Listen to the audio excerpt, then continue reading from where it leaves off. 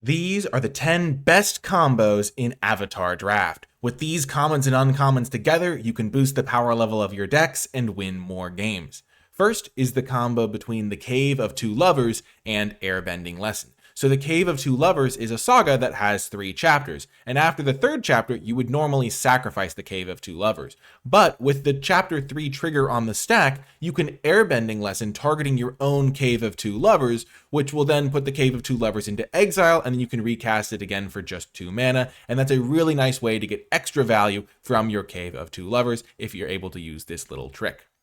Next is the combo between Tolls of War and June Bounty Hunter. So Tolls of War says when it enters, you get a clue token, and when you sack a permanent during your turn, you get a 1/1 ally creature token. June lets you sacrifice another creature to create a clue token, and then it can't be blocked if you've drawn 2 or more cards this turn. So if you have Tolls of War out, and you've got your little 1/1 token from having sacrificed the clue, then you can have June in play, sacrifice the 1/1, get another clue. That will then have your Tolls of War trigger at the end of your turn. You'll get a replacement 1/1, but you'll be up a clue in the exchange. So every turn you'll be able to sack your 1/1, get a clue, sack that clue to June to make it unblockable, draw that extra card, and then you'll get that replacement 1/1 from Tolls of War at the end of your turn. And so you're going to be drawing 2 cards a turn and take over the game.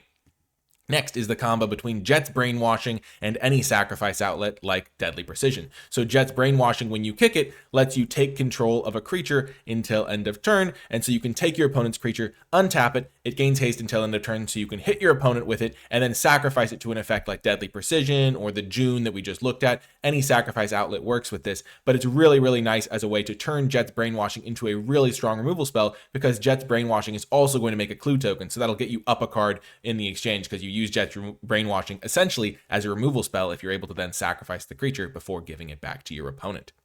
The next combo is between Judy, One of Many, and Merchant of Many Hats. Again, these sacrifice combos are kind of mix and match to some degree, but Judy, One of Many is pretty good if you're able to repeatedly have something to sacrifice to it, because it's tap and play a black mana, surveil 1, create a token that's a copy of this creature, then sacrifice an artifact or creature. You can only activate this as a sorcery. So Judy can kind of sacrifice itself to its own ability to some degree, but if you have something like Merchant of Many Hats, which is a 2-drop that you can spend 3 mana to return from your graveyard to your hand, then play again for 2 mana, and then you can sacrifice it to Judy. So if you get into the late game board stall and you have 6 mana, you can spend 3 mana to bring your Merchant back, spend 2 mana to play it, and then pay the 1 mana for Judy to sacrifice the Merchant to get another Judy. And so you just get an army of 2/2s over time, and that's a nice way to take over in a late game situation.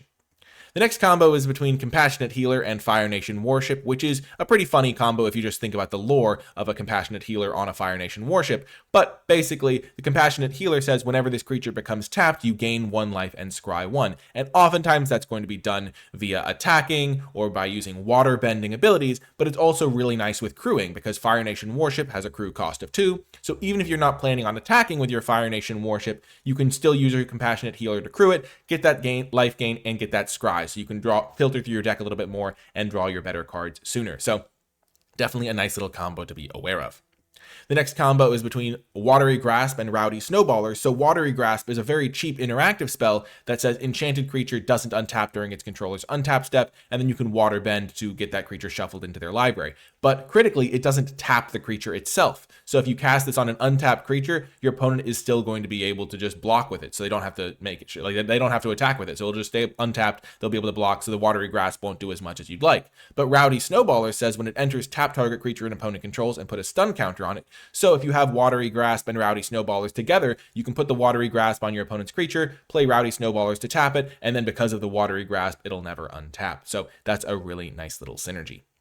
Next is the combo between Gather the White Lotus and Energy Bending. So Gather the White Lotus says create a 1/1 white ally creature token for each planes you control, scry 2. And there's a whole cycle of these cards that care about how many of a certain type of land you have in play. So this combo kind of works for all of those. But Gather the White Lotus is for planes, and then Energy Bending says lands you control gain all basic land types until end of turn, draw a card. So that would mean that all of your lands would become planes. So if you get to 7 mana, you can play Energy Bending, turn all of your lands into planes, and then play Gather the White Lotus and get 7 1/1s if you have 7 mana in play. If you want to do this for a little bit less mana, Energy Bending is an instant. So if you have some Fire Bending cards, you can like attack with your Firebender, use your Fire Bending mana to play Energy Bending, and then do this combo a little bit before having 7 mana in play sometimes. but it's definitely a nice synergy to be aware of, that you can turn your lands into planes. So even if you're not playing a mono white deck, you might be more interested in something like Gather the White Lotus than maybe you would have thought. The next combo is between Zuko's Conviction and a land cycler like Canyon Crawler, which is the black land cycler that gets swamps, but there is a land cycler for each of the colors. But Zuko's Conviction is a single mana. You can get a creature back from your graveyard to your hand, but if you kick it for 5 mana, you return it directly into the battlefield tapped. And so sometimes you won't have a big creature in your graveyard to get back into play, but if you have a land cycler like Canyon Crawler, for example, you can swamp cycle that early in the game. That'll help you get up to your 5 mana, and then use Zuko's Conviction it back into play and get a little bit of a mana discount on getting your big creature into play, and maybe even surprise your opponent because they might not expect you to get that 6/6 into play, because you can cast Zuko's Conviction as an instant. The creature does come into play tapped, so you won't be able to ambush something in combat, but you still will dodge sorcery speed removal for a turn and things like that.